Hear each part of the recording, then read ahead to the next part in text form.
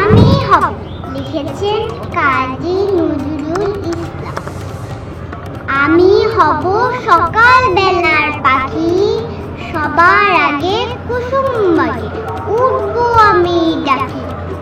সূর্যি মামা জাগার আগে উঠবো আমি জেগে, হয়নি সকাল ঘুম এখন মা বলবে রেগে। বলবো আমি আছি মেয়ে, ঘুমিয়ে তুমি থাকো, হয়নি সকাল তাই বলি সকাল হবে না কো। আমরা যদি না জাগি মা কেমনে সকাল হবে, তোমার ছেলে উঠলে গো মা রাত পোহাবে তবে।